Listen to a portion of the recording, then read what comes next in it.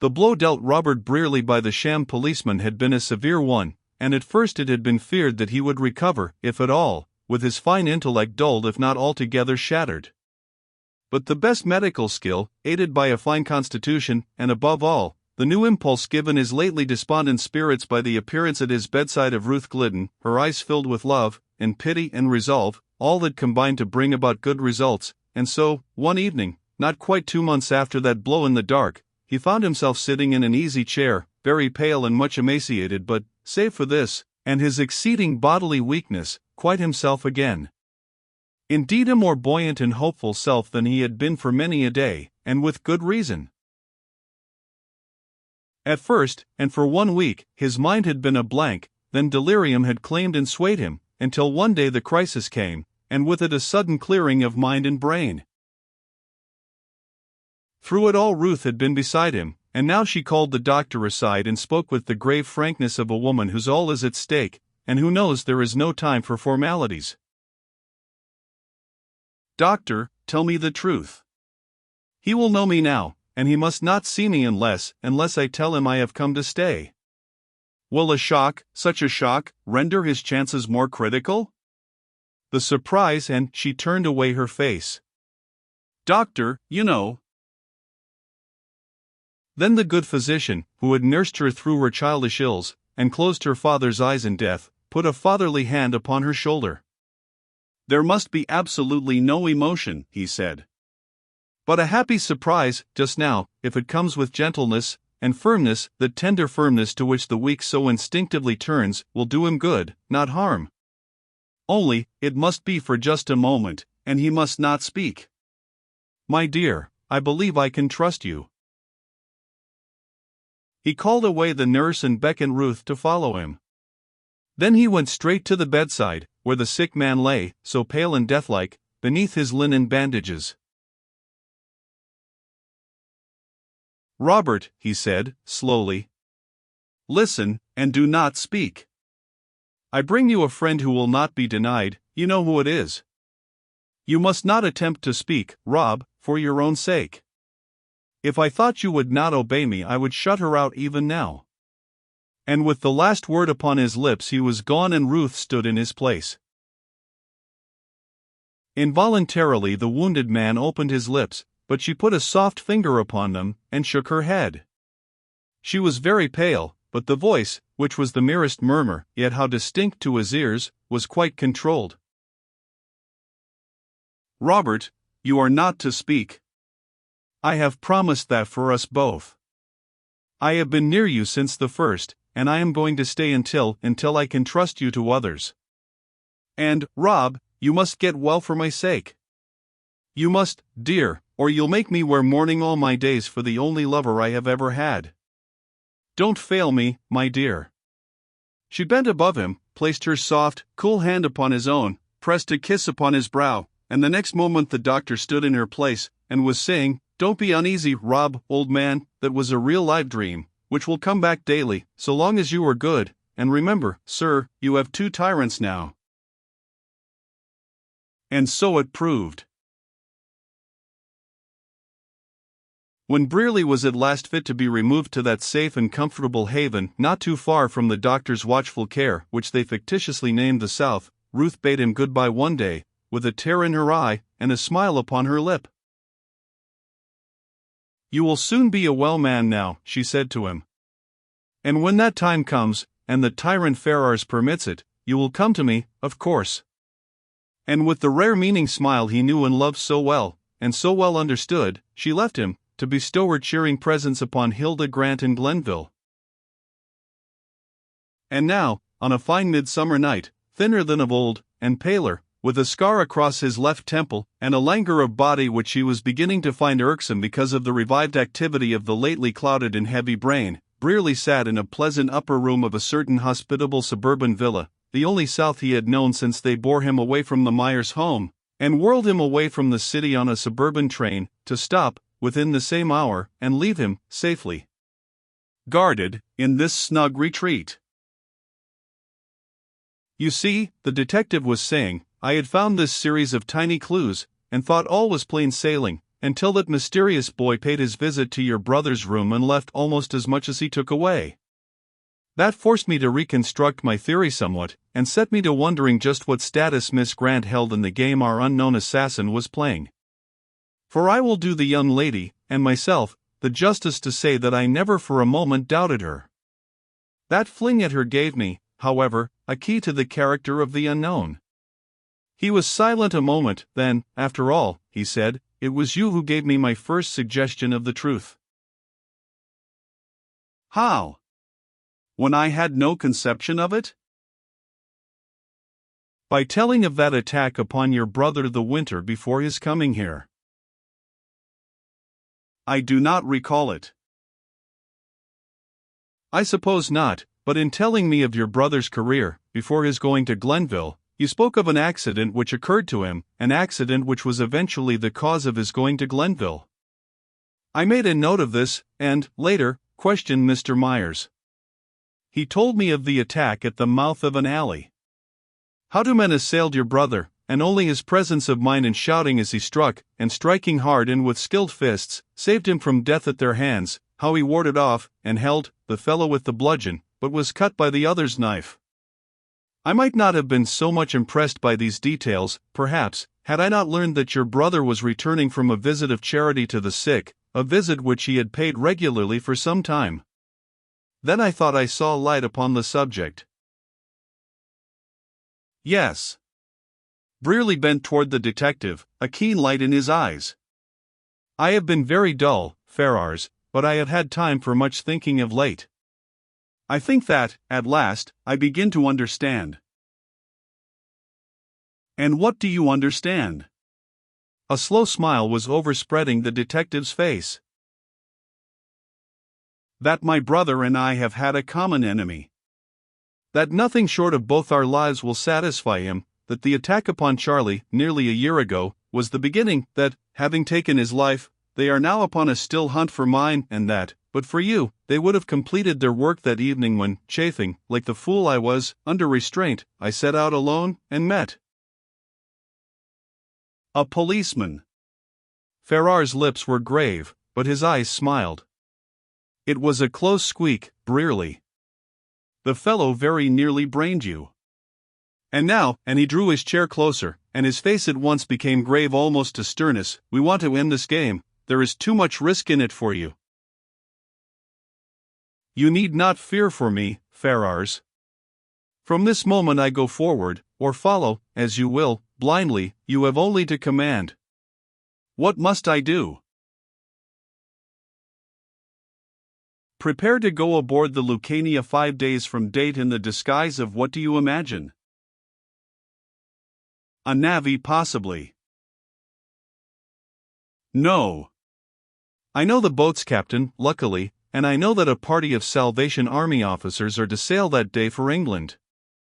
We will go aboard, all of us, in the Salvation uniform and doff it later, if we choose." "You say all of us?" "I mean Mrs. Myers, who goes to join her husband and see London and Paris, Miss Glidden, who goes because she wills to go and because she believes that Miss Grant can be best diverted from her sorrow, and strengthened for her future life, by such a journey, Miss Grant, ergo, and our two selves." He leaned back and watched his vis-a-vis narrowly from underneath drooping lashes. He was giving his client's docility a severe test, and he knew it. As for Robert, he remained so long silent that the detective, relaxing his gaze, resumed. "I won't ask you to take too much upon trust, Brearley. Our present position, briefly told, is this. We are nearing the climax, but we cannot force it. One point of the game remains still in the enemy's hands. And the scene is shifted to England, to London, to be literal. The next move must be made by the other side. It will be made over there, and we must be at hand when the card is played. If all ends as I hope and anticipate, your presence in London will be imperative, almost. As for the ladies, Miss Grant's presence may be needed, as a witness perhaps, and certainly nothing could be better for her than the companionship of her friend, Miss Ruth, and the motherly kindness of Mrs. Myers, just now." Robert Brearley turned his face away, and clenched his hands in desperation. He was thinking of Ruth, and an inward battle was raging between strong love and stubborn pride. "And now," went on the other, as if all unheeding, "concerning the disguises. I have told you of the person seen by our spies at the Glenville house, for a brief time?" Brearley bowed assent. This man, was only described to me, but seen by Miss Grant." "Oh." Brearley started. "Lately, we have received, through the good offices of Mr. Doran, a picture of this man. It's growing late and I'll give the details at another time. I have believed this man to be one of your enemies, quite possibly the one." "One of them?" "Yes. And large and muscular enough he is, to have been your assailant, And my brother's murderer?" "In my opinion they are not the same. But we must not go into this. Someone has kept us, that is, yourself, Miss Grant and myself, in the character of her cousin, under constant watch, almost. There must have been tools, but this man I believe to be the chief, on this side." "Great heavens! How many are there, then?" "Honestly, I do not yet know. The answer to that is in Europe. But this man, he has been shadowed since Miss Grant saw him on Clark Street, has already sailed for England. My man escorted him, after a modest and retiring fashion, to New York, and saw him embark. I propose that we go east by different routes. The ladies one way, you and I by another.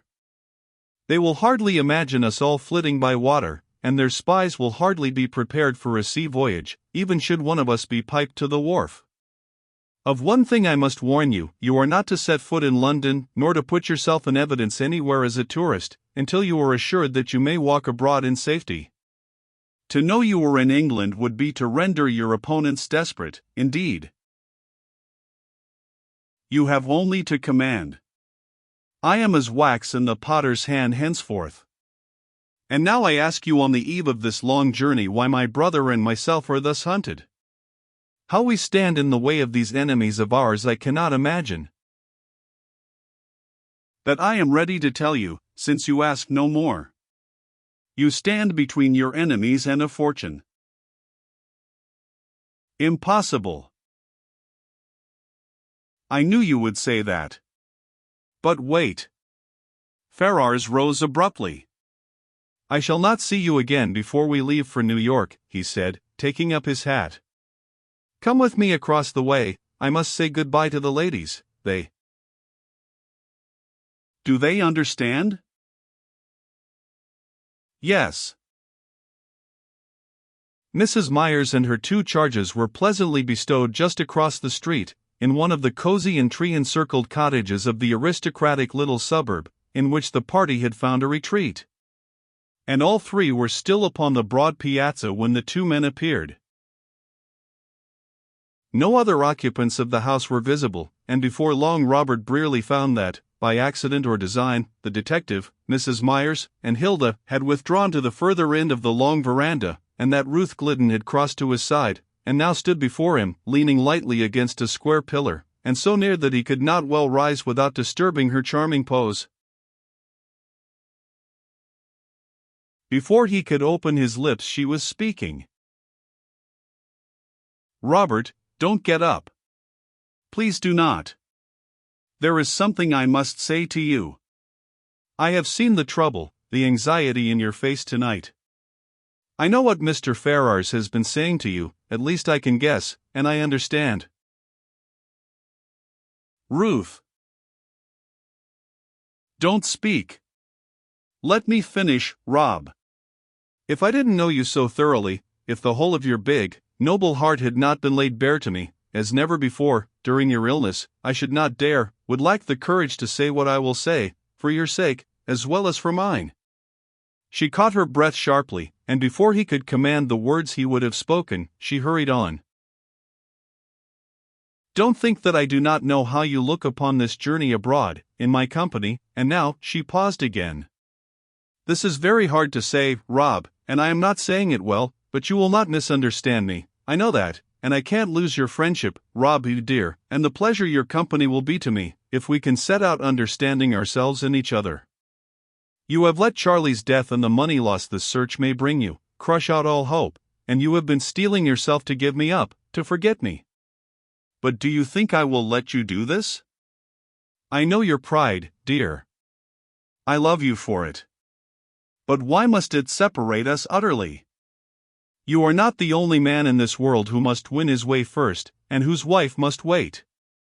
I have waited, and I shall wait, always if need be.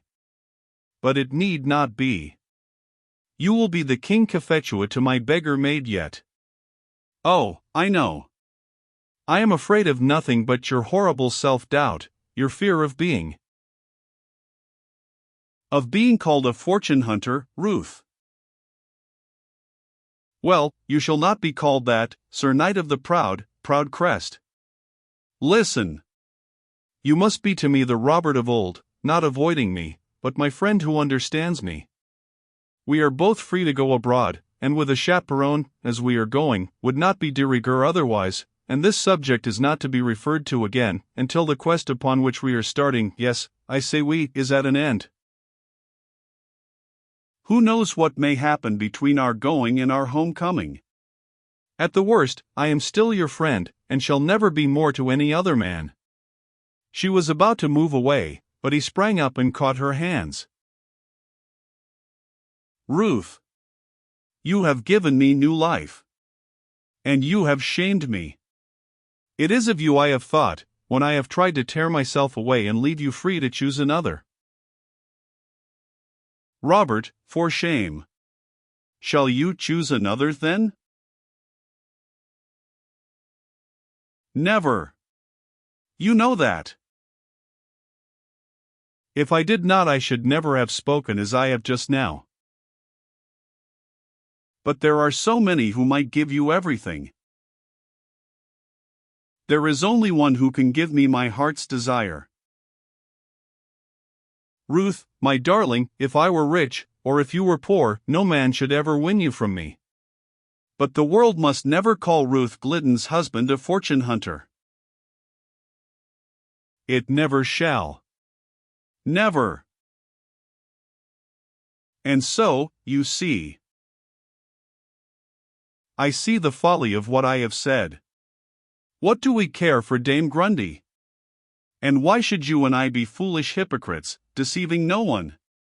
In my heart of hearts I have been your promised wife always. I think I have the little ring with which we were betrothed when we were 10 years old. We will go abroad as lovers, Rob, and if you cannot offer me a fortune, it must be a very large one to satisfy me. Before we return, I shall give all mine to the London poor, and you will have to support me the rest of my days. What folly, Robert, what wickedness, to let mere money matters come between you and me.